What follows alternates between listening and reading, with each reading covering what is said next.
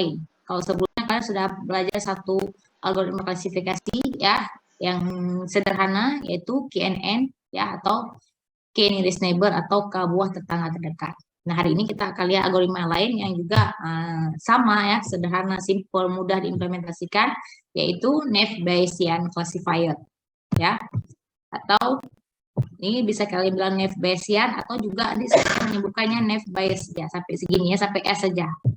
Ya, kalau ketemu di buku yang lain Naive Bayes juga sama ya, Naive Bayes atau Naive Bayesian sama ya. Jadi jangan bingung. Namanya beda-beda tapi maksudnya sama aja ya. Oke, yang pertama kita akan melihat ini dasar teorinya, kemudian Naive Bayes classifier-nya, kemudian kita lihat asumsinya, kemudian kita lihat dataset, dan kita lihat contoh cara Naive Bayes bekerja ya. Nah, jadi saya harapkan ya, ini tentang klasifikasi ini nggak lupa lagi ya, karena setiap pertemuan awal algoritmanya pasti kita sebutkan juga klasifikasinya juga sedikit ya. Jadi jangan lupa lagi, klasifikasi adalah proses pembelajaran secara terbimbing ya, supervised learning. Kenapa dikatakan dia supervised learning? Ada yang bisa menjawab? Kenapa klasifikasi dikatakan supervised learning atau pembelajaran secara terbimbing? Kenapa? Berarti kalau ada pelajaran secara terbimbing, ada lawannya, unsupervised learning atau pembelajaran secara tidak terbimbing. Nah, apa beda keduanya? Apa beda pembelajaran terbimbing dengan tidak terbimbing itu? Bedanya di mana?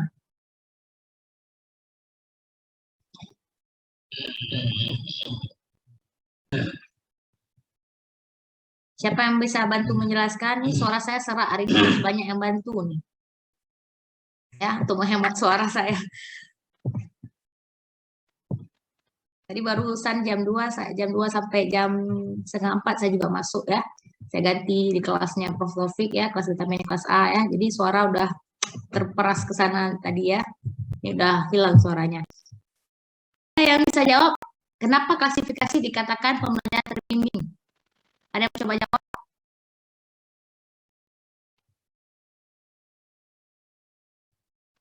Dari 23 yang hadir nggak ada yang mau jawab satupun? Atau nggak ada orangnya nih? Saya kalau nggak jawab, saya nggak ada orangnya. Jadi cuma buka Zoom kemudian pada tidur ya. Ya, ini kelakuan mahasiswa ya. Sampai saya pun tahu ya, orang tuanya sendiri yang ngomong ke saya. Ini anak saya mahasiswa informatika, Bu. Habis dia hidupkan Zoom, dia tidur seharian. Nah, guru dosen ibu itu ngomong ke saya, ya. Jadi dia protes kepada dosen-dosen, kenapa dosen-dosen ini nggak mewajibkan hidupkan Zoom katanya. Kenapa nggak disuruh hidupkan kamera, Bu? Anak saya habis hidupin Zoom, dia tidur seharian. Nah, waktu ibu tuh jumpa dengan saya, ibu tuh ngomong seperti itu. Saya tanya, siapa nama anak ibu?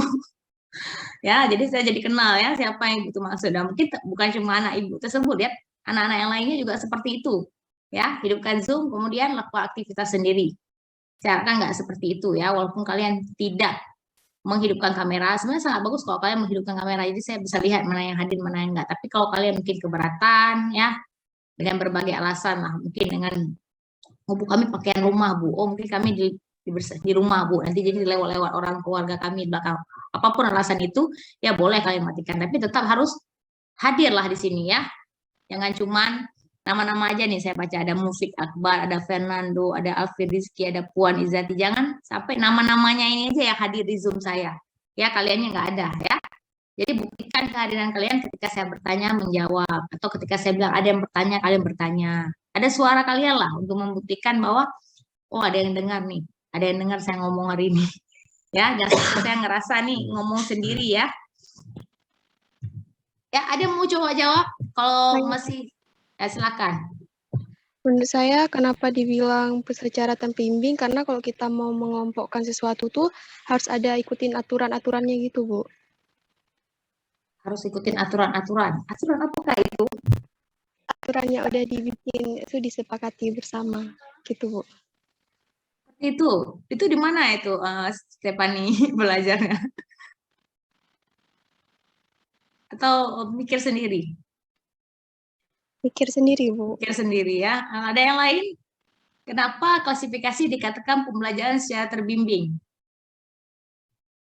Ya, silakan.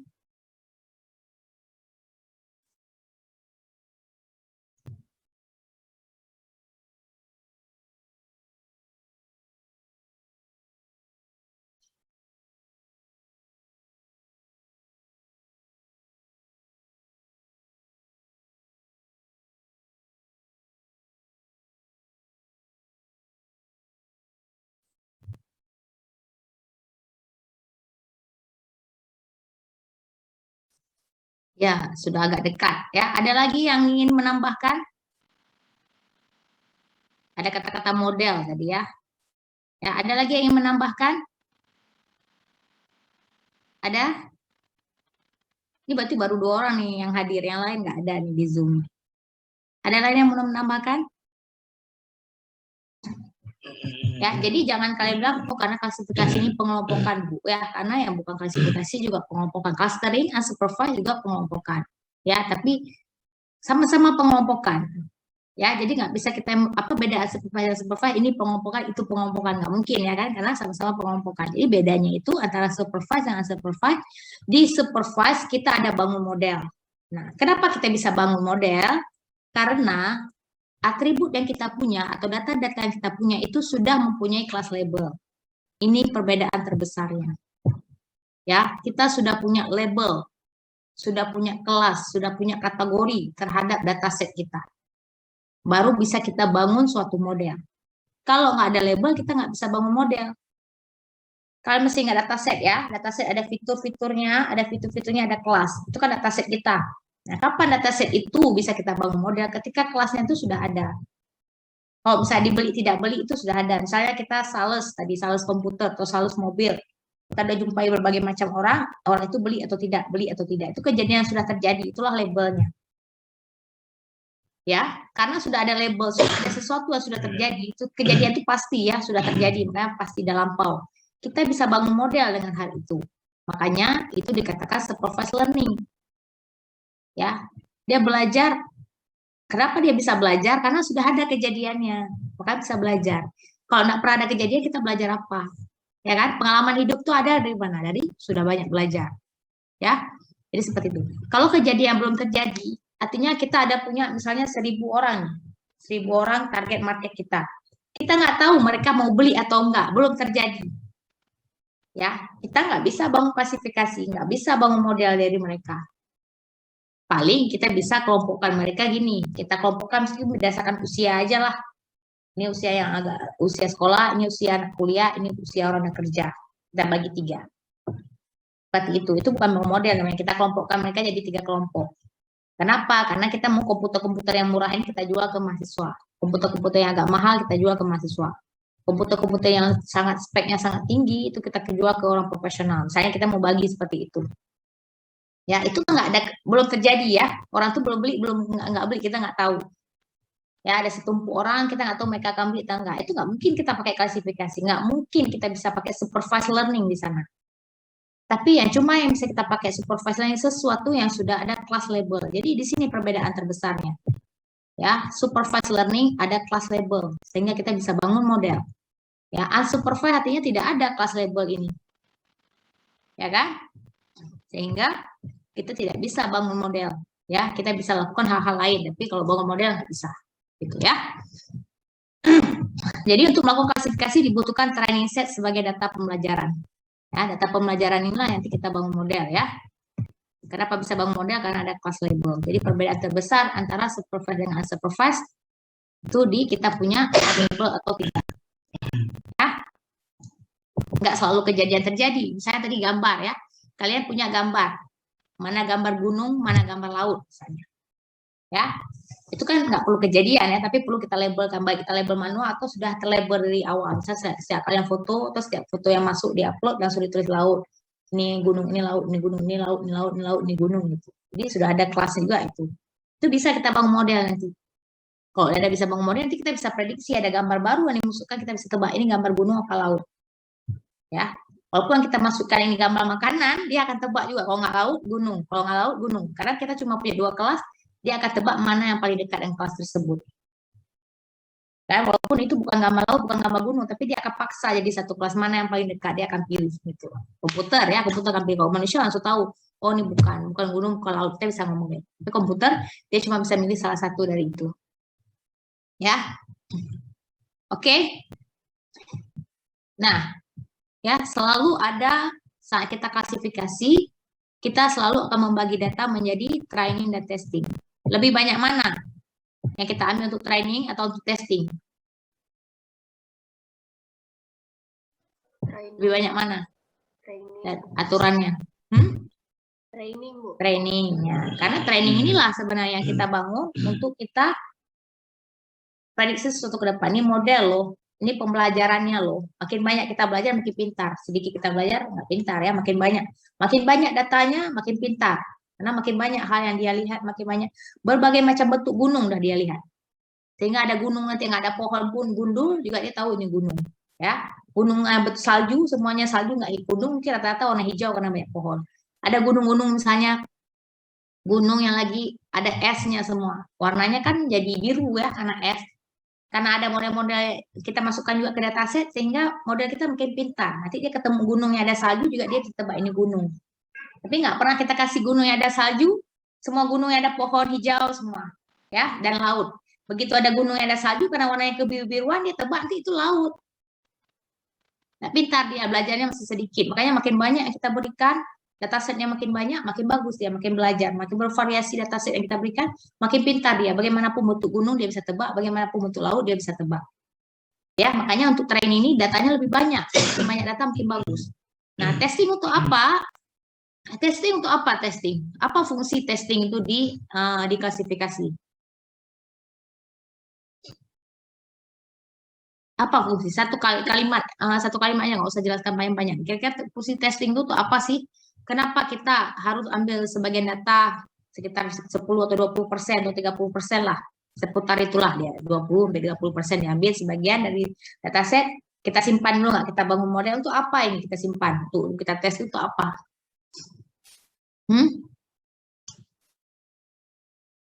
Itu apa kira-kira? Untuk diuji.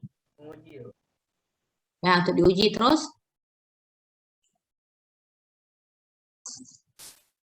Ya, itu satu kata. Saya suruh satu kalimat. Untuk diuji Bu, untuk di apa tadi evaluasi betul ya, tapi itu satu kalimat. Jadi belum terlalu jelas. Mungkin orang yang belum pernah belajar nggak tahu apa ya itu maksudnya. Buat jadi satu kalimat. Untuk apa? Untuk uji apa gitu. Betul kalian bilang untuk uji, untuk evaluasi. Tapi siapa yang mau diuji, mau dievaluasi itu apa di situ? Coba buat jadi satu kalimat. Kalau di ujian kalian cuma buat diuji, di itu saya nggak mau benerin ya gitu ya. Itu kayak orang nggak paham yang menjawab. Walaupun mungkin kalian paham, cuma karena singkat kali kalian jawab, saya anggap itu nggak paham. Tapi kalau kalian bisa jelaskan satu dua kalimat sampai saya paham, oh yang kalian maksud itu baru saya betulkan, ya. Karena kalau ujian saya nggak nanya pengertian-pengertian yang bisa kalian set di Google gitu ya. Saya nanya pemahaman. Soal-soal saya menanyakan pemahaman. Ya, jadi kalau kalian paham, terlihat dari jawaban kalian. Oh, paham cara jawabnya begini. Ya, dan saya tanyakan itu sesuatu yang saya jelaskan di kelas seperti ini. Hari-hari saya tanya, ini apa fungsi testing? Nah, itu nanti saya keluar di ujian kayak gitu. Ya. Jadi kalau kalian ikut kuliah kalian tidur, pasti nggak bisa jawab. Walaupun kalian search di Google gitu ya. Tapi kalau misalnya kalian simak, apalagi kalau kalian ada catat, nah, itu pasti bisa jawab. Karena waktu ujian tinggal baca catatan itu saja. Ya, belajar apapun berusaha bercatat. Dengan mencatat kita 2 kali belajar. Kita udah dengar gitu dari dosen kita, terus kita catat lagi. Jadi bisa lama berbekas di kepala ya. Jadi belajar yang baik itu ketika kalian cepat ngerti dan long term memory, lama kalian bisa ingat. Ya, kalau cuman kalian ngerti ya bisa ngajar ngerti Bu, udah tutup. Besok lupa. Itu nggak berhasil belajarnya. Belajar yang berhasil itu ketika kalian ngerti dan itu jadi long term memory di kepala kalian.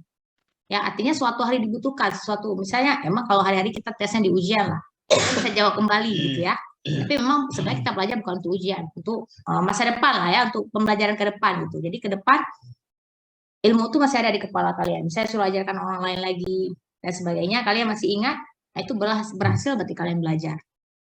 Nggak cuma ngerti, tapi long term memory, artinya ngerti dan berbekas lama di kepala kalian. Suatu hari kalian butuh ilmu itu bisa kalian ambil balik. Bisa kalian retrieve, boleh ambil balik informasi itu. Ya, tapi sekedar ngerti, tapi waktu ditanya kalian nggak bisa jelaskan, nggak bisa menjawab, berarti belum berhasil ya. Salah satu untuk membantu banyak ya tips agar kita bisa belajar. Itu salah satunya dengan mencatat. Ya, bukan saya yang bilang, tapi memang para ahli mengatakan ya catat. Jadi belajar dosen apapun aja, kalian catat di kertas, kalian catat di buku catatan kalian.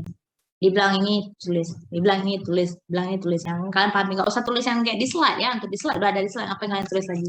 Tapi yang kalian tulis itu apa yang kalian pahami. Oh, kalian udah paham tentang training set itu apa. Oh, kalian udah paham tentang training set. Itu kalian catat. Ya, mau ujian belajar yang seperti itu aja. Ya, cepat paham. Tapi kalau cuma dengar kayak ini melamun lagi ya itu ya 10 jam kita belajar nggak ada guna ya. Ya, tapi kalau kita catat mungkin kita belajar 1 jam tapi lebih berguna, lebih lama berbekasnya di kepala kalian. Ya, seperti itu ya. Jadi untuk apa testing set? Ada yang mau coba menjawab? Untuk apa? Testing ini untuk apa? Di dalam klasifikasi apa sih gunanya si testing ini?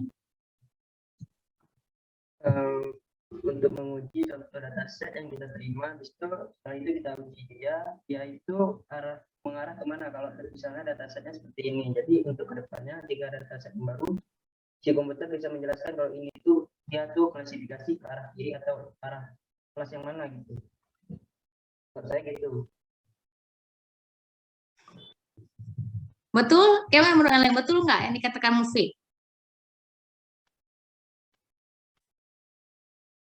Itu model ya, yang Mufid jawab itu model. Ke arah yang mana itu model.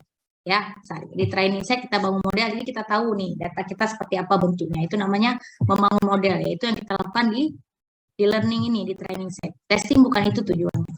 Ada yang lain yang ingin menjawab apa itu testing? Apa tujuan testing? Ya, jadi untuk apa?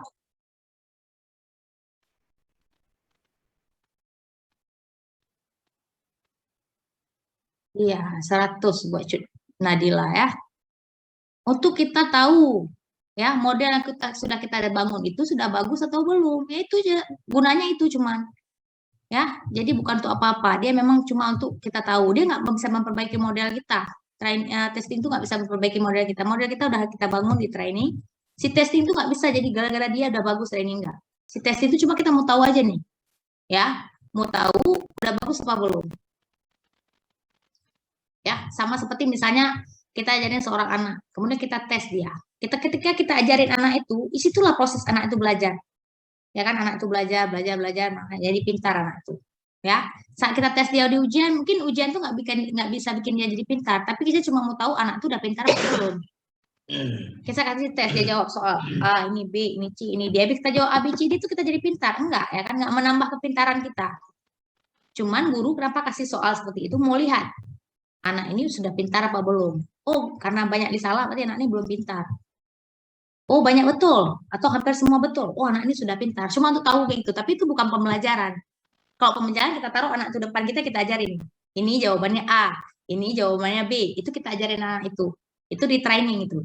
Ini jawabannya A, ini jawabannya B. Ini A, ini B. Kita ajarin dia, ajarin terus. Makin banyak kita ajarin, makin pintar. Ya, nah, itu ajarin. Tapi hari ini saya kasih ujian ke anak itu, coba jawab nak. Dia nggak belajar apa-apa. Yang dia jawab tuh nggak bikin dia jadi tambah pintar. Tapi di situ saya ingin uji dia, apakah dia sudah pintar apa belum. Oh, belum pintar, Bu. Nah, berarti kalau belum pintar, belum bisa lagi saya bawa dia ke masyarakat untuk diajarin orang gitu ya. Nggak bisa, berarti saya harus ambil lagi anak tuh, ajarin lagi. Wah, berarti itu saat kita bangun model, saat tadi kita bangun model, kita nggak tahu nih, model kita sudah bagus apa belum. Sudah siap dia untuk memprediksi sesuatu ke depan apa belum. Ya, jangan-jangan nanti kita ada bangun model nih, prediksi minggu depan hujan apa enggak. Tiba-tiba dia prediksi hujan. Dia prediksi hujan. Habis ini saya prediksi dengan algoritma saya ini akan hujan minggu depan. Seberapa yakin Anda minggu depan akan hujan? Diprediksi hujan, seberapa yakin Anda? Nggak bisa jawab kita. Dengan daya testing set inilah, sebagian data itu kita ambil, kita sembunyiin dulu. Dia nggak kita bangun di model itu. Karena kalau kita bangun sama-sama dengan model, kita tes dia lagi pasti bagus nanti ya kan. Padahal itu bukan benar karena kita bangun sama-sama tadi. Tapi coba dengan training saya kita bangun model, dah model. Sebagian tadi kita pisahin dari training dari data set kita ambil buat testing. Nah, ini udah ada model, kita tes sekarang. Kita tes. Waktu kita tes tuh labelnya disembunyiin dulu, tebak dulu. Betul nggak minggu depan akan hujan? Betul nggak tanggal segini akan hujan misalnya. Tanggal itu udah terjadi. Dengan model kita ditebak itu akan hujan. Dengan model, tapi dia nggak lihat. Nggak lihat memang sudah kejadian, itu udah hujan. Tapi ini belum terjadi ya. Dia tebak akan hujan. Kita lihat nih hasilnya betul nggak dicontekan akunnya betul. Nah seperti itu. Ya. Jadi tugasnya testing test itu gunanya cuma satu. Ya, untuk dia melihat model kita sudah bagus atau enggak, untuk dia evaluasi sudah bagus apa enggak. Karena kita nggak pernah tahu dia udah bagus apa enggak kalau nggak ada si testing ini. Kita ada model yakin banget nih bagus, tapi kita nggak yakin, nggak tahu berapa performasinya, berapa efficiency-nya, berapa recall precision-nya berapa akurasinya, berapa salah, berapa benar, kita nggak tahu.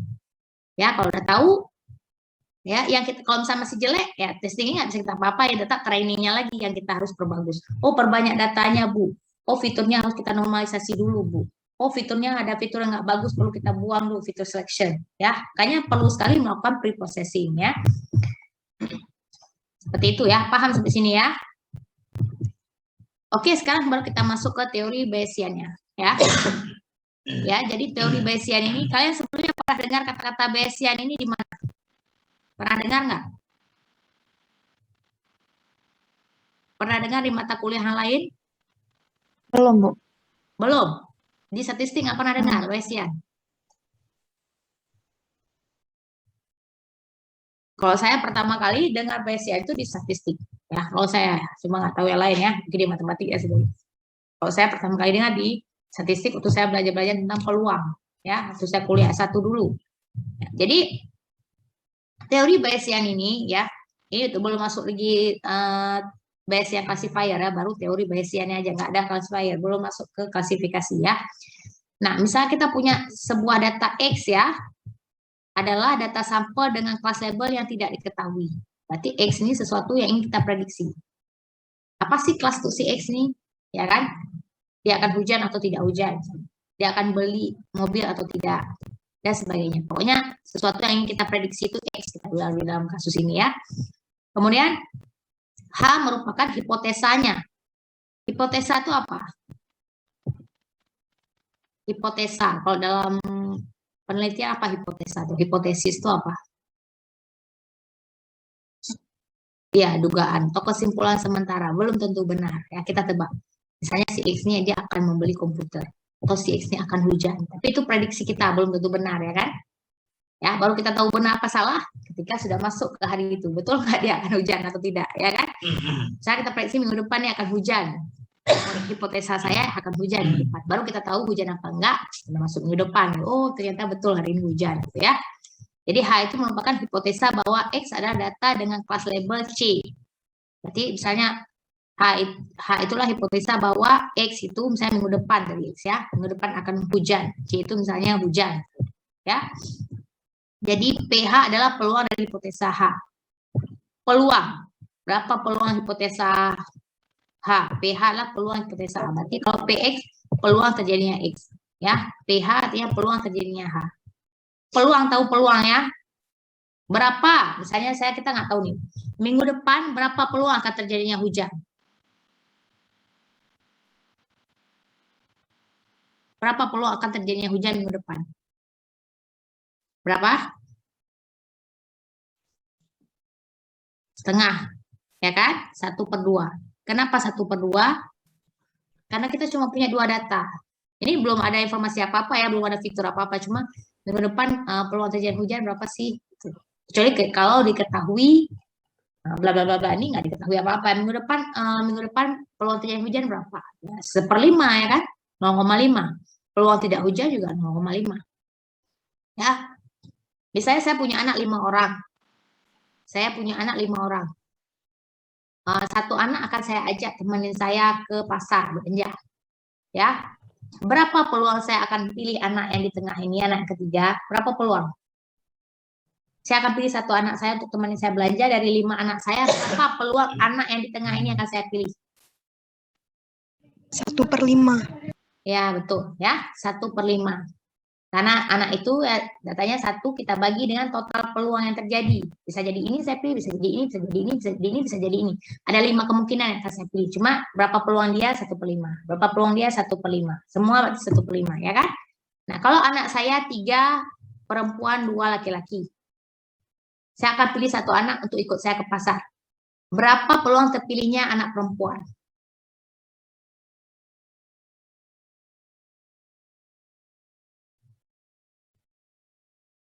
Satu banding 3.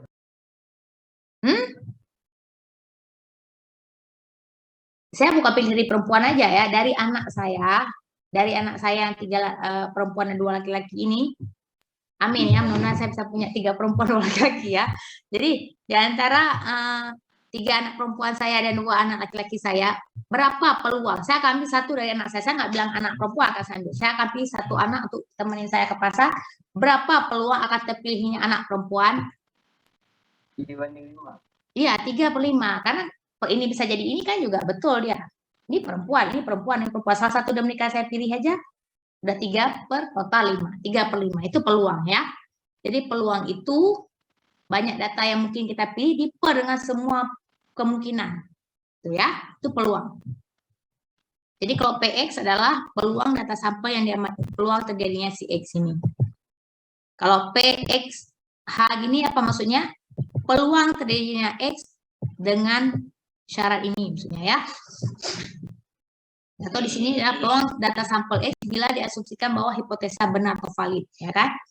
Ini kan tadi ada hipotesanya. Berarti hipotesanya misalnya ini dia akan masuk kelas hujan, gitu. Berarti peluang terjadinya X dengan dia akan hujan, gitu. Dengan syarat akan hujan X ini. Berapa juga kalau dengan tidak hujan. Jadi itu yang kita akan hitung di Bayesian, gitu ya. Nah, untuk masalah klasifikasi yang dihitung adalah PH terhadap X. Artinya peluang hipotesa dengan syarat X. X ini tadi siapa? Sesuatu data yang kita belum tahu dia akan masuk kelas apa. Ya, kita akan hitung ya, ini rumusnya ya. Nah, sekarang baru kita masuk ke naive Bayesian classifier. Ya, jadi teorinya tadi dari teori Bayesian. Ini teori Bayesian ya. Nah, sekarang baru kita masuk ke naive Bayesian classifier. Ya, naive Bayes atau naive Bayesian ya. Naive Bayes biasanya dia ditulis sampai sampai sini aja, naive Bayes ya. Kalau tulis penuh berarti naive Bayesian bacanya ya. Classifier. Ya, kalau classify FG aja mengklasifikasi. Ya, mengklasifikasi bahasa Indonesia. Kalau classifier artinya apa? Pelakunya ya, tokohnya gitu ya, karena ER ya. Berarti dia pelaku yang akan melakukan klasifikasi itu ya. Si pelaku ya gitu ya, classifier ya sifatnya naive Bayesian maksudnya. Nah, kenapa namanya naive Bayesian? Naif ya. Ya, ini artinya naif nih. Naif banget ya. Dia itu menganggap antara satu atribut dengan atribut lain itu tidak ada hubungan. Ya, makanya namanya naif. Kenapa Bayesian namanya? Karena dia menggunakan teorema Bayesian. Jadi namanya naif Bayesian, naif karena dia menganggap antara satu atribut dengan atribut lain tidak ada hubungan. Pada dunia nyata antara satu atribut dengan atribut lain itu ada hubungannya. Dia naif banget, dia menganggap itu tidak ada. Bayesian kenapa namanya Bayesian? Karena dia menggunakan teorema Bayesian, ya. Oke, bagaimana yang dikatakan dia menganggap antara satu atribut dengan atribut lain tidak ada hubungan? Atribut yang mana di sini atribut? Contohnya ini atribut yang mana? Warna, bentuk, diameter. Ya, warna, bentuk, diameter. Jadi jangan pernah lupa atribut sama dengan apa? Fitur ya. Atau bahasa Inggrisnya feature. Sama dengan apa lagi? Karakteristik. Apa lagi?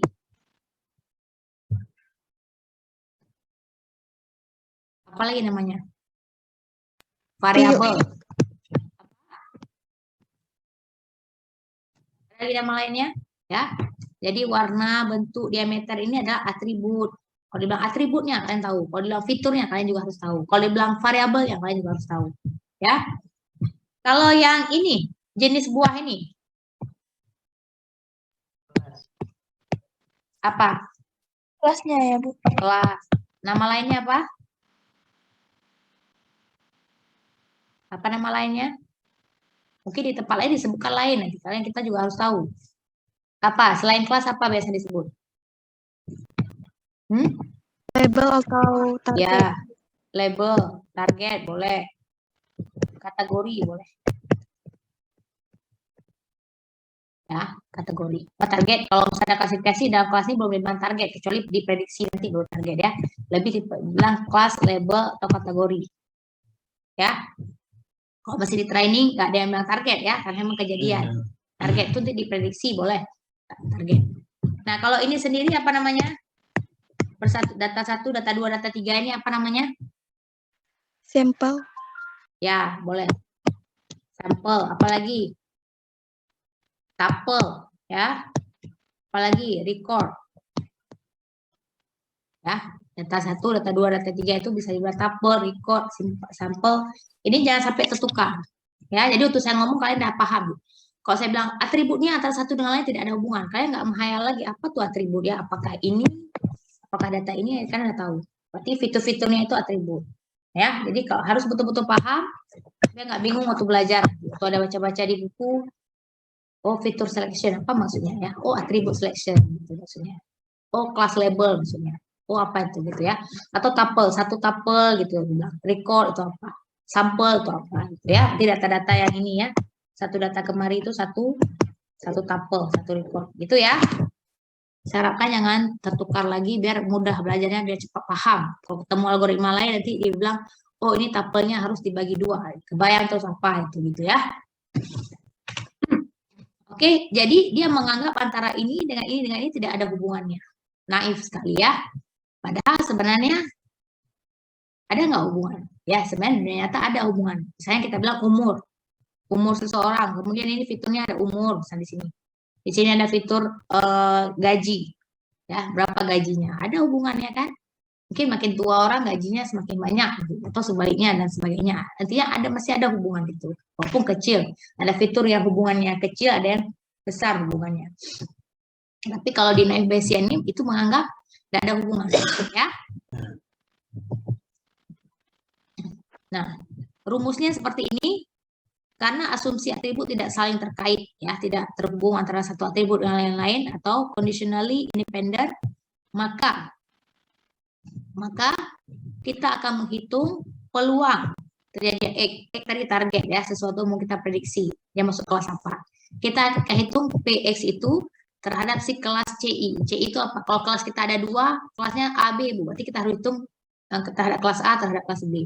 Kalau kelas kita 5, Bu, kelas 1, kelas 2, kelas 3, kelas 4, kelas 5. Ya, kita harus hitung peluang terjadinya si X ini terhadap kelas 1 berapa, terhadap kelas 2 berapa, terhadap kelas 3, keempat, kelima. Nanti kita akan kali dia dengan peluang terjadinya PCI. Nah, yang paling maksimum nanti itulah jadi pemenangnya. Kelas yang akan memenangkan si X ini masuk ke kelas yang mana. Ya, kita lihat contohnya. Ya, ini kita punya dataset. Dataset ini sudah pernah lihat sebelumnya, sering juga contoh-contoh seperti ini ya, jadi jangan iris terlalu ya, yaitu dataset iris, dataset ini ya sering muncul kalau kalian belajar tentang ini gitu ya. Ada di dunia nyata dataset tidak sesimpel ini ya, kita punya fitur yang banyak sekali, record yang banyak sekali gitu ya, tapi nggak mungkin dicontoh di slide kita tampilkan jutaan data, nggak mungkin ya, nggak paham. Kita selalu belajar di sampel yang kecil agar kita tahu teoremanya. Tapi di aplikasinya baru kita pakai contoh yang besar. Oke, jadi kita misalnya punya dataset seperti ini, ya. Nah, ini beli komputer atau tidak. Kelasnya 2 ya. C-nya ada 2, C1 beli komputer yes, C2 beli komputer no. Fitur yang kita punya ada berapa? 4. Ada 4 ya, ada umur, penghasilan, mahasiswa atau bukan, kredit ratingnya ya. Nah, ini sesuatu yang udah terjadi. Sudah datang seseorang dengan umurnya di bawah 30, gajinya tinggi, dia bukan siswa, kredit ratingnya cukup, kemudian dia nggak beli komputer ya, walaupun gajinya tinggi, nggak beli komputer. Datang orang lain lagi kurang dari umur 30, ya, gajinya tinggi, tidak beli komputer. Apakah bisa kita sebut, oh berarti kalau kurang dari 30 umur dia nggak beli komputer, Bu? Nggak juga. Soalnya ini ada yang kurang dari 30, dia beli kok komputer. Ya kan? Oh, apakah kalau orang gaji tinggi dia nggak beli komputer, Bu? Enggak juga. Ada yang gajinya tinggi nih, high, dia beli komputer. Ya kan? Sesuatu lagi yang nggak bisa kita pecahkan lagi, nggak bisa kita lihat lagi seperti itu, baru kita pakai istilah klasifikasi. Ya, tapi kalau kalian bisa lihat dengan mata kalian, ya, setiap orang misalnya, setiap orang yang pakai jas ke toko kalian pasti dia pulang bawa komputer. Kalau orang pakai baju nggak pakai jas, pakai baju kaos oblong, datang ke toko kalian nggak beli komputer. Udah pasti kayak gitu. Nah, itu nggak perlu klasifikasi, udah pasti, ya kan? Misal setiap anak kecil yang datang ke toko kalian akan beli mainan di toko kalian, ya. Setiap orang besar yang datang ke toko kalian akan beli bahan makanan. Itu juga nggak perlu klasifikasi.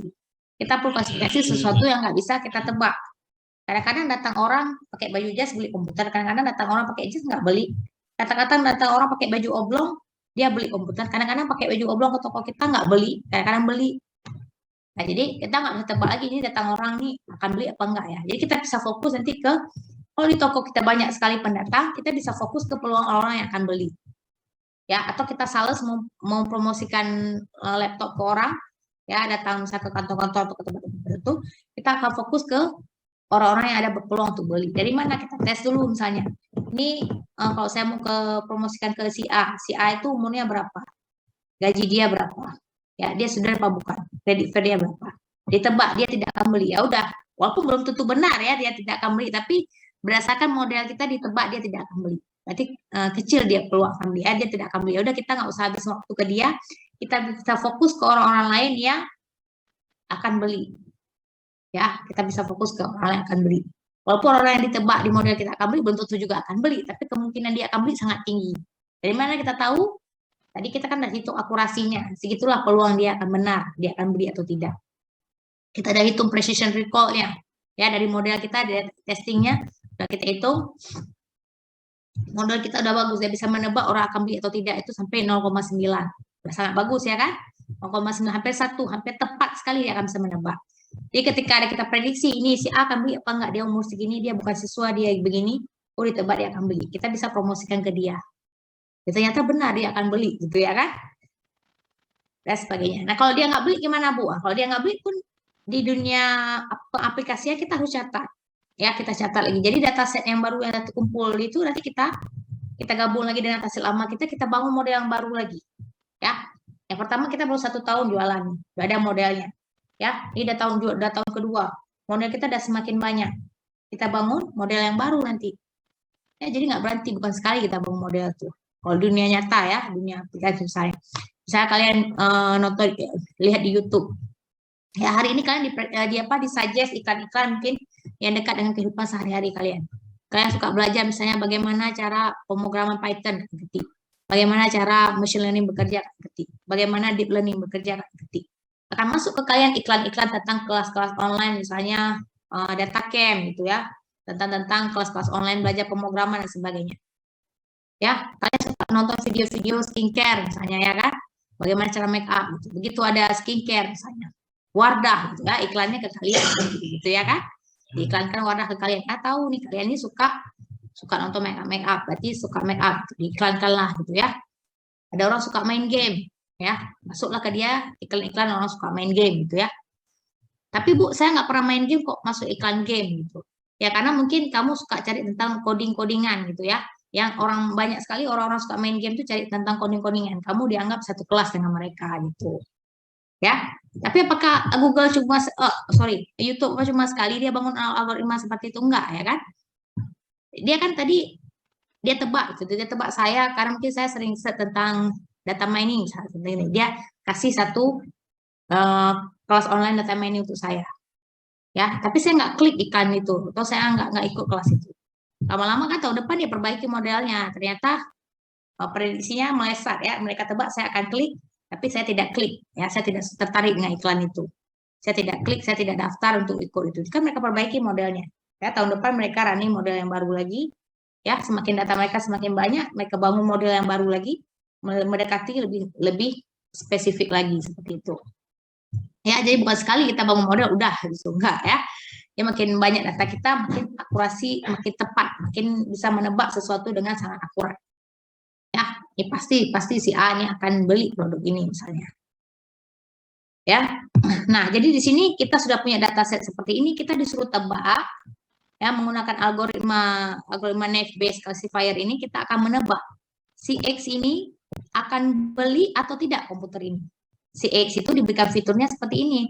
Umur si X itu kurang dari 30, ya, income-nya medium, sudah yes, dia seorang student, credit fair-nya fair. Credit rating-nya fair, ya. Jadi kira-kira dia akan tebak beli atau tidak komputer. Ya, disuruh tebak sama kita, dia bukan sama kita ya sebenarnya ya. Sama mesin ya kan, sama komputer ya, disuruh tebak apakah si X ini akan beli komputer apa enggak berdasarkan data ini. Kita kan cuma bisa nembak betul apa enggak, cuma nggak ada yang tahu ya sampai terjadi kejadian tuh si X datang, oh ternyata nggak beli pulang, baru kita tahu oh ternyata dia tidak beli gitu ya. Jadi dataset lagi nanti dia, udah jadi data lagi ya kan, bukan sesuatu yang diprediksi, itu menebak lagi si XX yang lainnya gitu ya, yang belum datang ke perusahaan kita misalnya seperti itu. Oke, nah sekarang kita hitung, peluang di sini ya. Pertama kita hitung dulu peluang C1. Berapa peluang C1? Yes, ada berapa buah yes di sini? Yes, ada berapa? 7. Berarti P C1 atau yang yes ya. Atau yang yes kita bilang berapa buah? 7. 9. 9, Bu. 9. Per total semuanya.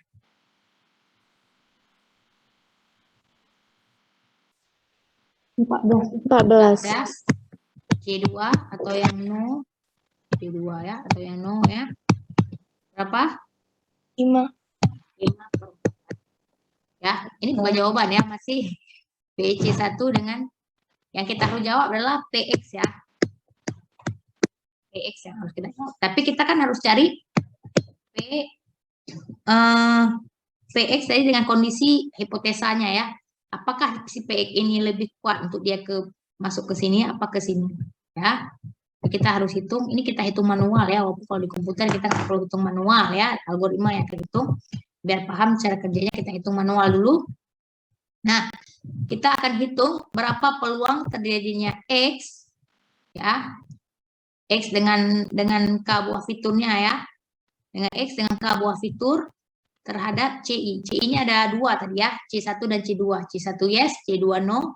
Kemudian PX itu si X terhadap fitur K buah fitur. Apa aja fiturnya? Ya, X kurang dari 30. Income sama dengan medium. Ya kan, studentnya yes. Ya, credit rating fair, ada 4.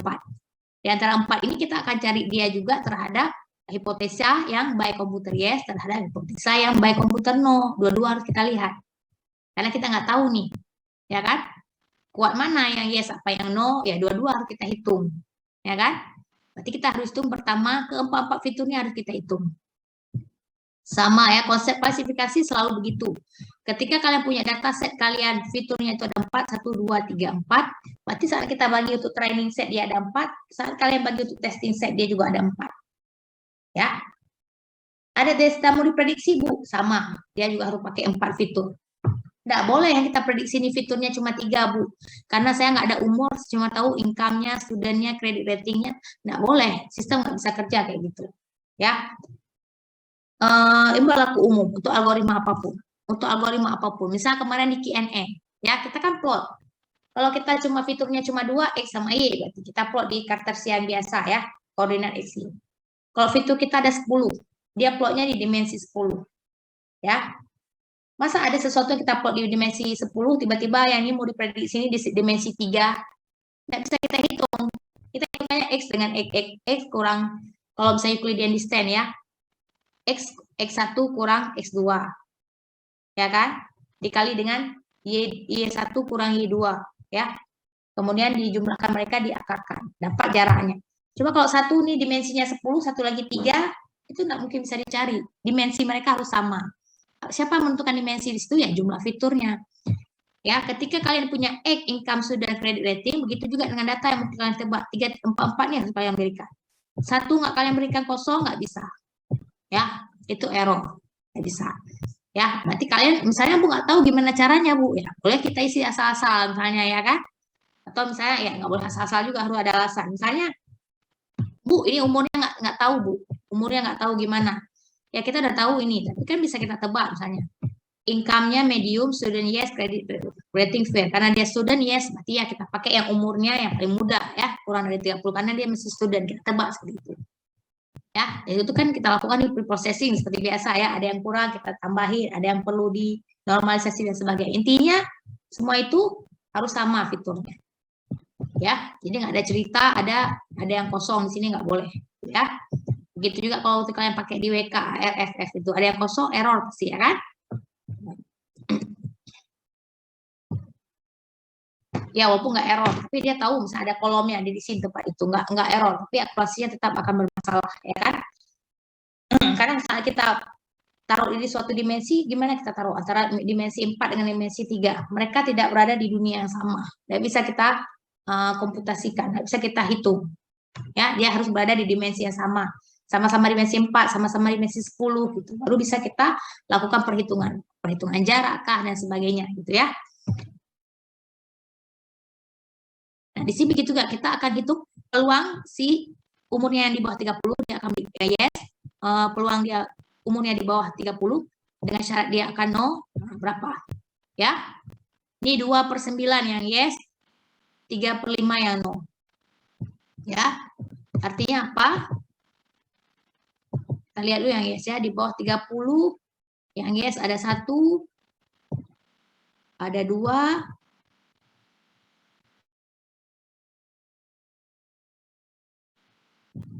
ya. Ada 3, ada lagi di bawah 30 yang no, tidak ada. Sekarang yang di bawah 30 yang yes. 1,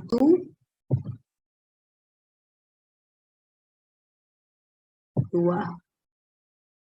Ada lagi yang bawah 30 yang ada ya. Nah, jadi kalau kalian lihat nih yang yes berapa? Yang yes ada 2. Diper dengan berapa yang yes? Diper dengan berapa banyak yes? Ada berapa banyak yes kita?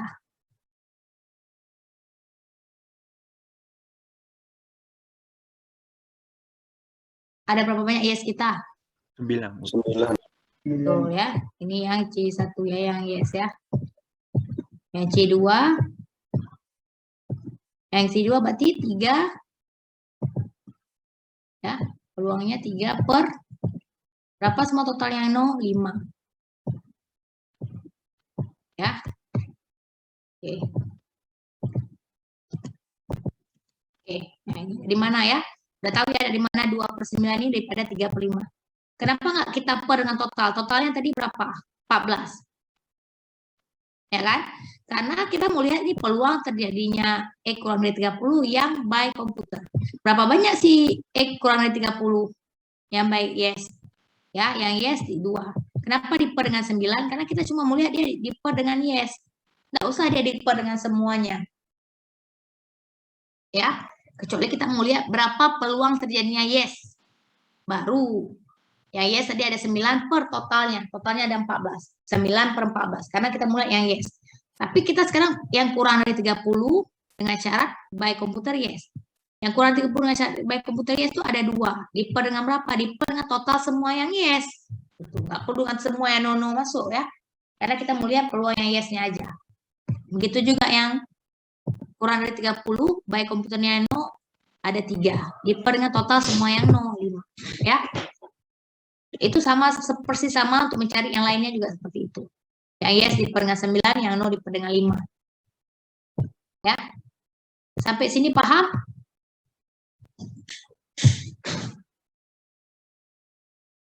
Paham sampai sini? Kalau ada yang bingung boleh ditanyakan sebelum saya lanjut. Ini belum selesai ya. X-nya masuk kelas apa? Sampai sini paham?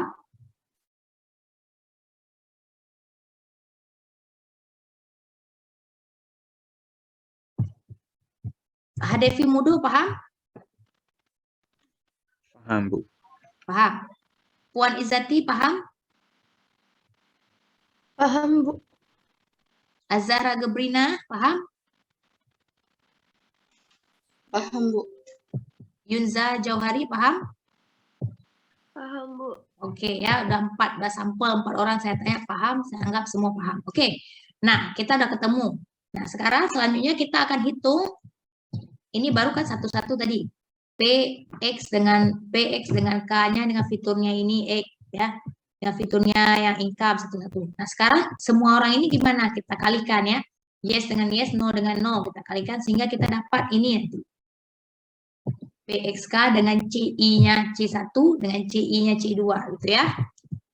Nah, seperti ini ya. Tadi kan rumusnya seperti ini ya. Cari naive Bayesian classifier. Ini rumusnya tadi ya. X ini kan data yang kita mau tebak terhadap kelasnya. Ya. Untuk kelas CI, untuk kelas C1 dulu, kelas yes. Ya. Bagaimana peluang terjadinya X ini terhadap by komputer yes tadi ya. Si X ini tadi apa syaratnya? Yang umurnya di bawah 30, yang student, dan sebagainya gitu ya. Nah, peluang-peluangnya yes tadi kita kali. Sampai kita ketemu hasilnya 0,044 ya. Paham apanya yang dikali ini? Ya, yang yes ini dikali ya. Yang yes dikali dengan yang yes. Dikali dengan yang yes, dikali dengan yang yes. Ya. Itu juga yang no dikali ini ya. Nah, sampai sini udah hampir kelihatan ya. Udah kelihatan. Nah, selanjutnya kita harus, tadi yang terakhir yang katakan di atas bahwa ini ya, kita kalikan dia dengan si kelas masing-masing ya, yang C1 kali dengan peluang C1, yang PX C2 dikali dengan yang PC2 ya. Kita lihat nilai maksimumnya yang mana. Ya, ini berlaku bukan cuma untuk satu kelas. Kita dicontoh diberikan 2 kelas ya. Di KNN juga kadang sering diberikan 2 kelas. Tapi ini berlaku juga ketika kelas kita banyak. Kelas kita ada 100 boleh Bu? Boleh. Ya. Itu yang dihitung banyak. Di dunia nyata kita akan menghitung banyak. Fitur kita banyak, data kita banyak gitu ya. Nah, hitungnya nggak sesimpel ini ya. Nah, makanya kita butuh komputer yang menghitungnya. Oke. Duh. Kerongkongan saya sudah sakit ya. Oke, nah sebenarnya kita juga hitung PX-nya dengan syarat by komputernya no. Ini ya, kita kali juga tadi, kita dapat nilainya. Kita dapat nilainya. Nah, sekarang baru kita kali dengan yang terakhir. Si PXCI dikali dengan PCI. Artinya apa? Peluang terjadinya X terhadap kelas CI dikali dengan peluang terjadinya CI. Ya. Peluang X terhadap kelas CI yang mana? Ya kalau misalnya C1 ya. Berarti yang X by komputer yes dikali dengan X yang by komputer, yang peluang X dengan by komputer yes dikali dengan peluang by komputer yes. Masih ingat tadi by komputer yes ada berapa? By komputer yes, komputer ada berapa yang by komputer yes yang pertama kali tadi? 9 dibagi 14. Berapa 9 bagi 14?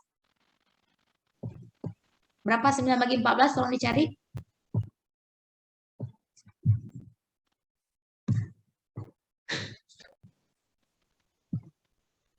Berapa?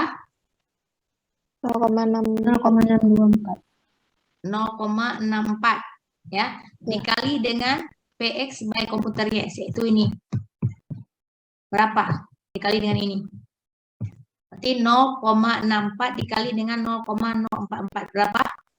0,028.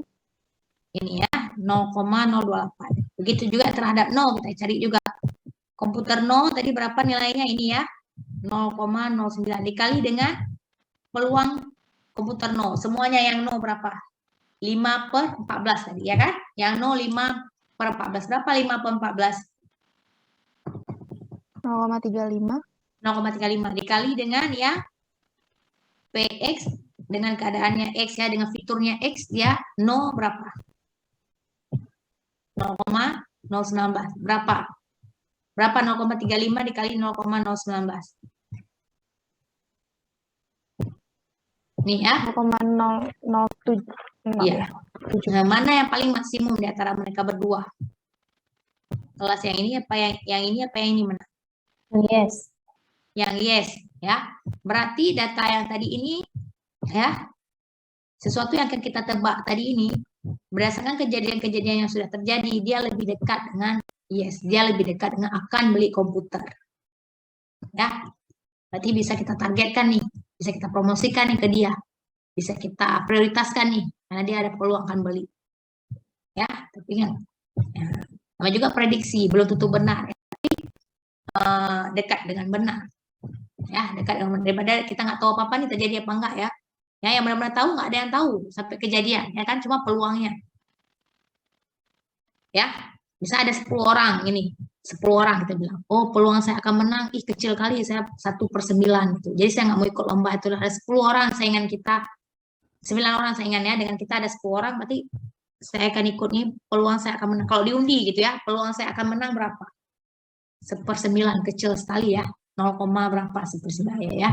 Tapi kalau saya ikut undian tuh cuman saya berdua dengan teman saya, ya ikut undian, itu peluang kita akan menang gede ya kan?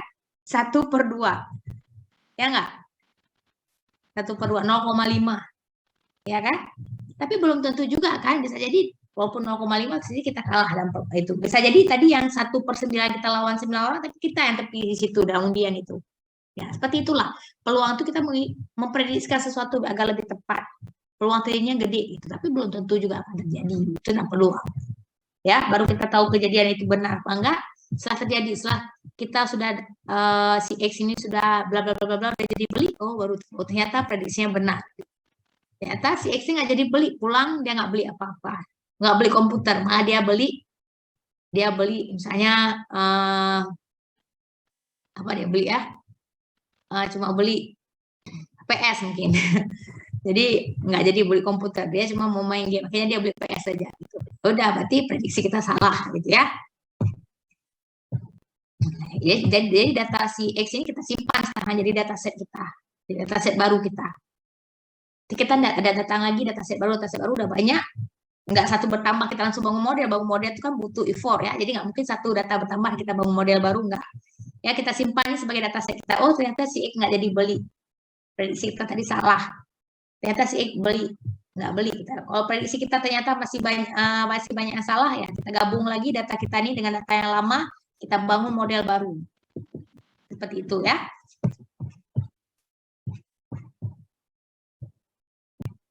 Jadi kerjaan yang nggak pernah selesai, ya kan? Ya, makanya ya nggak pernah selesai gitu ya. Misalnya Facebook hari ini dia udah bangun sistem sebagus mungkin. Apakah udah berhenti gitu ya? Research and development-nya tetap terus berlanjut, berenovasi terus mereka, ya perbaiki terus algoritma mereka, perbaiki terus Google juga perbaiki terus. Kalau mereka sudah bangun satu algoritma bagus, kemudian mereka berhenti, nah, pasti kita pakai cuma setahun, tahun depan dah yang nggak berlaku lagi, apa yang udah nggak berlaku lagi, kok yang saya search di Google itu yang keluarnya itu enggak saya harapkan lagi, karena mereka tidak memperbaiki modelnya, ya tapi mereka harus perbaiki terus sesuai dengan keadaan dunia saat itu ya, keadaan sekitar, keadaan datasetnya dan sebagainya.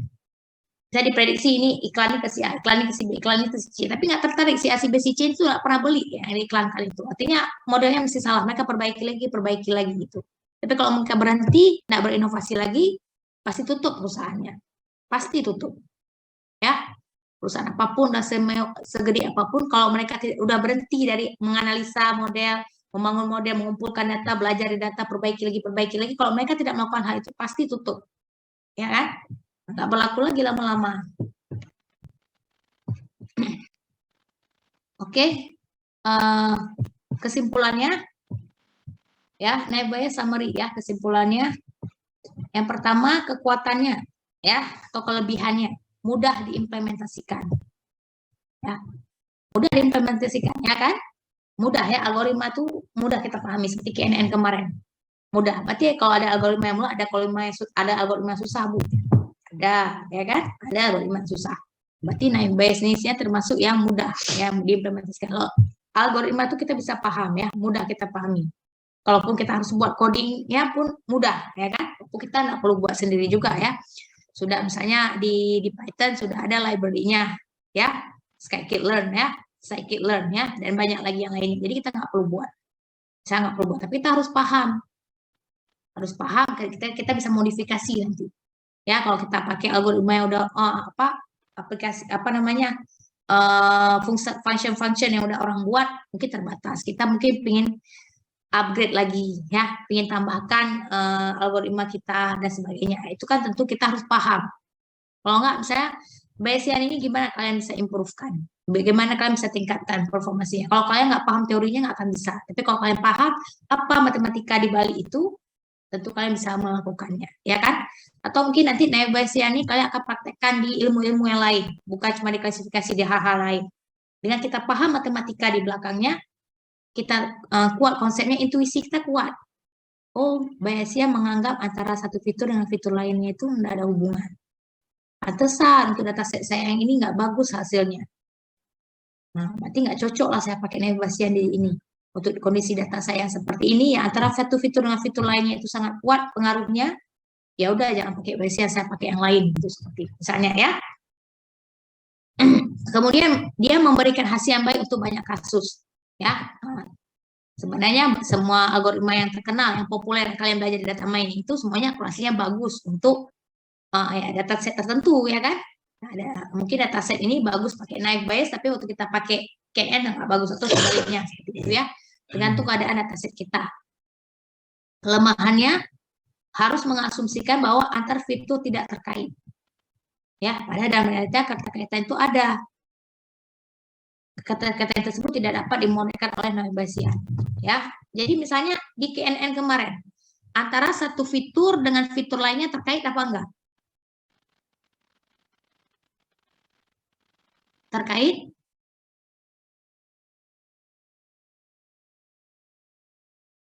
Terkait enggak? Sepemahaman kalian di KNN kemarin, antara satu fitur dengan fitur lainnya terkait apa enggak?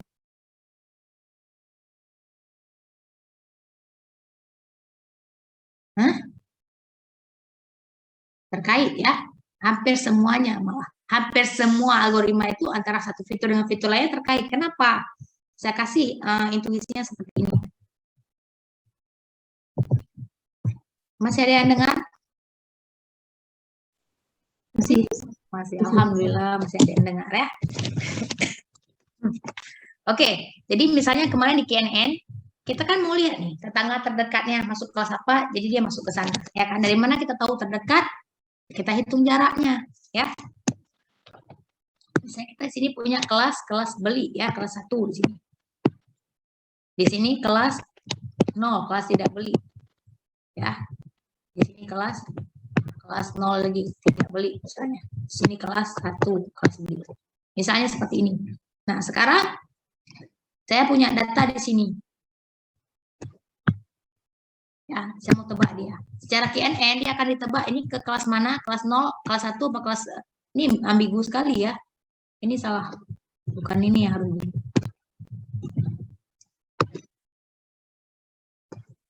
Oke, ini kelas apa teh, kelas 1 juga ya. Kelas itu yang saling kari yang seperti ini titiknya. Nah, yang ini masuk kelas mana si X ini? Kelas 0 apa kelas 1 dia? Kalau KNN.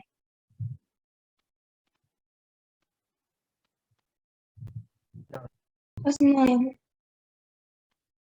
Kelas 0 ya? Ya, kelas 0. Misalnya K-nya sama dengan 1. Yang terdekat sama dia pasti ini ya kan? Ya udah, masuklah dia ke kelas 0. Ya kan? Nah, saat kalian mencari jarak ini, apa yang kalian perhitungkan? Satu fitur, apa semua fitur kalian perhitungkan? Semua fiturnya ya kan? Misalnya di sini kita cuma 2 XY. Di sini kan ada nilai XY-nya. Di sini ada nilai XY-nya. Kalian cari jarak pun kalian akan kurangi jarak X ini dengan X yang ini. Ya kan? Misalnya ini X1, ini Y1, ini X2, ini Y2. Ya, jaraknya misalnya Euclidean, kalian akan pakai si X2, kalian akan kurangi si X1. Kemudian kalian akan kali dengan Y2 kurang Y1.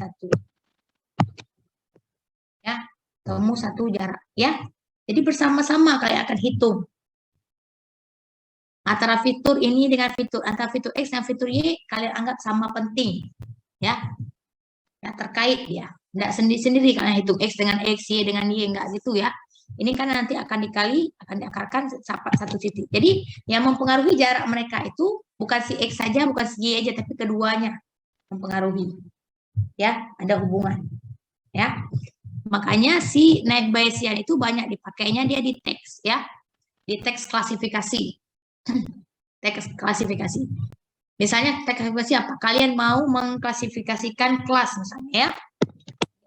Di website ada kelas misalnya kelas kesehatan, ada kelas agama, ada kelas misalnya apa lagi, hiburan misalnya di website ya. Artikel ini masuk kelas apa? Secara otomatis kalian akan buat aplikasi yang kalau ada satu artikel masuk di berita langsung dia masuk nanti. Oh ini kesehatan, ini agama, ini hiburan. Tanpa kalian perlu baca lagi manual. Kalian akan bangun model.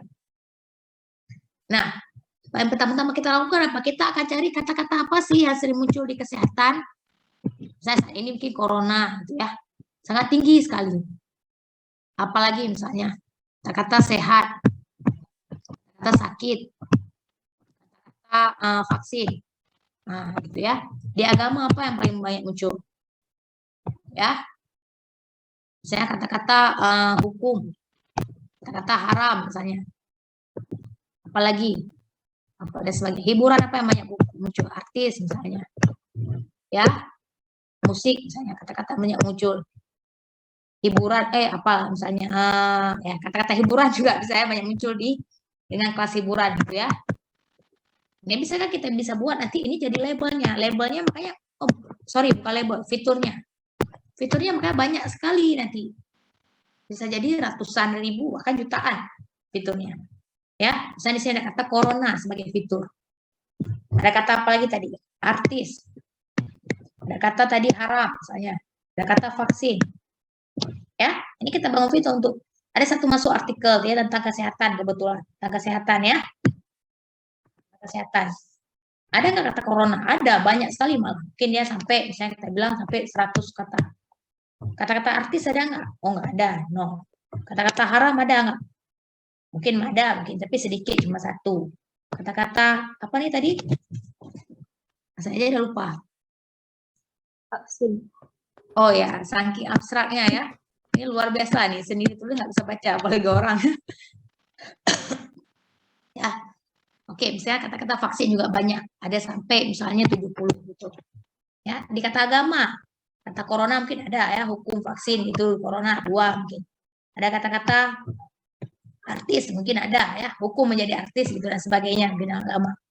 Ada kata-kata haram mungkin banyak sampai 45 gitu. Ada vaksin ada juga 1 atau 2 atau 0 mungkin gitu. Di hiburan artisnya yang banyak ya kan, ya sampai 85. Ya, sepertilah kita bangun fitur. Ya tentu kalian nggak bangun manual ini semua ya. Kita pakai code misalnya gitu ya. Untuk pertama kita generate dulu kata-kata ini mana yang sering muncul. Ya. Ada kata-kata yang semua kata ini ada di semua. Misalnya apa? Coba kalian sebutkan satu kata yang kira-kira di sini banyak, di sini banyak, di sini banyak. Apa? Masalah mungkin ya. Atau misalnya apa? Program misalnya. Ya, misalnya di sini banyak, di sini banyak, di sini banyak. Itu nggak bagus jadi fitur. Ya, nah kita harus cari dulu apa kata-kata yang di kesehatan banyak, di tempat lain banyak. Ya, itu mungkin nanti kalian ada pelajaran itu di information retrieval bisa carinya TF, IDF. Ya, kita nggak bahas khusus tentang fitur itu ya. Itu di information retrieval kalian khusus belajar tentang teks di sana, ya kan? Teks informasi itu. Jadi misalnya kalian bisa hitung di sana nanti dengan ini salah satu fiturnya. Ada fitur-fitur lain lagi misalnya. Consent, similarity dan sebagainya ya. Saya nggak bahas itu, tapi kalian sekedar tahu aja. Nah, disitulah kita bangun model di situ. Kita ekstrak fitur, kita bangun model. Ya, ada kata-kata yang di semua ini banyak. Ya kita nggak tahu kalau sebelum kita lakukan ya, kita belum analisa belum tahu. Ternyata untuk kalian ekstrak, ternyata ada satu kata yang di semua banyak. Ya udah itu jangan pakai di fitur, buang. Ya nggak bagus jadi fitur. Semua ada ya di kelas ini ada, di kelas ini ada, di kelas ini ada, nggak bagus jadi fitur. Membingungkan nanti. Ya, kita pakailah kata-kata yang banyak di suatu kelas saja. Atau banyak di 2 kelas saja dia. nggak apa-apa. Seperti corona, corona di yang lain ada juga nggak apa-apa, tapi kan di yang lain sedikit. Dia sangat banyak di sini, bagus berarti dia untuk jadi suatu fitur. Di kelas-kelas tertentu dia tinggi, di kelas lain dia rendah, itu bagus jadi fitur. Tapi ada satu kata di semua tempat dia banyak, itu nggak bagus jadi fitur. Atau ada kata di semua tempat dia langka, itu juga nggak bagus ya kan? Di semua tempat dia jarang disebutkan, gitu ya. Nah seperti itu. Dia bagus jadi fitur ketika ada kata-kata tertentu di kelas tertentu banyak, di kelas lain tidak banyak. Itu bagus tuh jadi fitur. Nah, saya mau bilang kalau di kata-kata seperti ini, nah, ini pakai naik Bayesian, ini banyak yang pakai naik Bayesian di sini ya. Karena dalam sini nggak masalah ya. Antara ini kita anggap antara kata ini dengan kata ini nggak ada hubungan, saya anggap seperti itu. Masuk akal, gitu ya. Tapi ada dalam hal tertentu, misalnya dalam hal seperti saya bilang tadi, di sini ada umur, di sini ada gaji, gitu ya. Umurnya masih 20, gajinya misalnya 1 juta. Nah, naik umurnya 25, gajinya 2 juta, dan sebagainya ya. Seperti antara umur dan gaji itu ada pengaruh tuh ya. Kita ngerasa ada hubungannya. Nggak bagus kita pakai naik Bayesian di sana karena dia dianggap nanti nggak ada hubungan seperti itu. Ya, jadi kita pilih algoritma yang tepat sesuai dengan kemampuan dia. Ya, ada yang ditanyakan?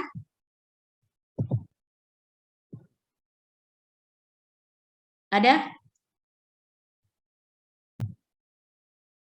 Paham nggak? Naik Bayesian paham nggak? Paham, Bu, insya Allah. Paham, ya. Kalau keluar di ujian bisa jawab ya. Ingat, Selasa depan kita UTS, ya, close any source ya. Nggak boleh buka apapun, buku, internet, dan sebagainya nggak boleh. Kalian wajib menghidupkan kamera. Kalau laptop kalian nggak ada kamera, ya pinjam laptop siapa gitu ya. Misalnya harus hidup kamera kalau ujian. Nggak boleh berada di satu tempat dengan orang lain. Baik itu teman yang ambil kelas ini ataupun teman yang nggak ambil kelas C gitu ya, nggak boleh ya. Jadi betul-betul harus mandiri, kerjakan dengan jujur. Ya. Ya, kalau jawab sebisa kalian. Yang penting jujur daripada curang, dapat nilai tinggi tapi curang, tapi kalau ketahuan curang, kalian nggak bisa lulus di mata kuliah ini. Ya. Ya, curang itu betul-betul tindakan yang harus mendapat hukuman yang setimpal, itu tidak diluluskan. Ya, tapi kalau misalnya kalian tidak dapat 100, cuma dapat ya semampu kalian, bisa dapat 70, bisa dapat 80 ya tetap lulus. Walaupun nggak dapat A, tetap lulus, bisa dapat B, bisa dapat C. Tapi kalau udah curang, E, ya, ada cerita. Kalau udah curang dalam ujian dapat E. Ya, ada yang ingin ditanyakan? Kalau nggak ada, saya tanya nanti.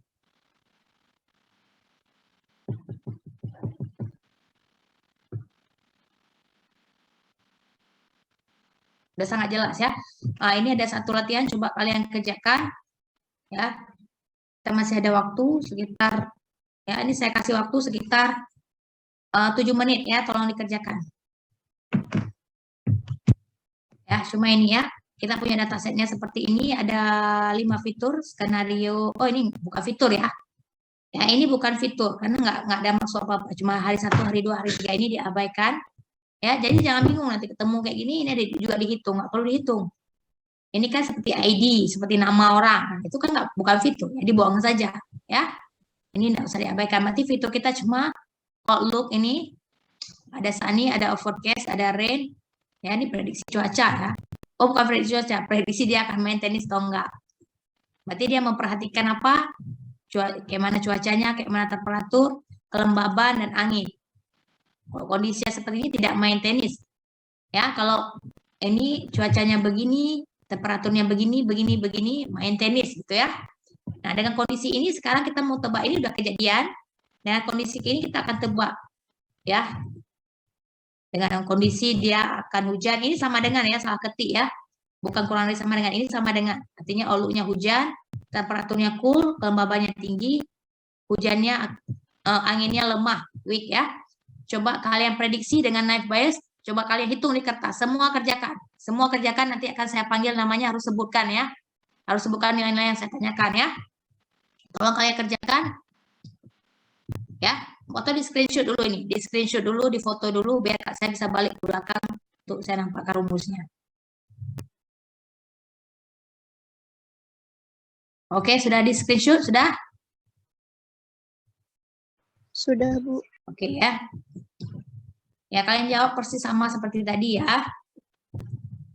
Persis sama seperti ini. Ya. Nah, boleh di screenshot lah kalau misalnya ini, tapi nanti juga akan saya taruh di e-learning, belum sempat saya taruh ya. Boleh di screenshot dulu ini. Oke, kemudian ini cara carinya ya. Kalau kalian lupa maksudnya, karena ini belum ujian. Belum ujian, latihannya masih boleh lihat contekan. Kalau ujian nggak boleh. Oke, ini. Sorry belum lagi. Nah, ini. Oke, yang terakhir ini. Ya, tolong kalian kerjakan, saya kasih waktu 7 menit ya. Saya break sebentar mau ambil minum, nanti saya kembali. Semuanya harus kalian jawab di kertas masing-masing ya, jangan ada yang tidak mengerjakan. Oke, silakan dicari.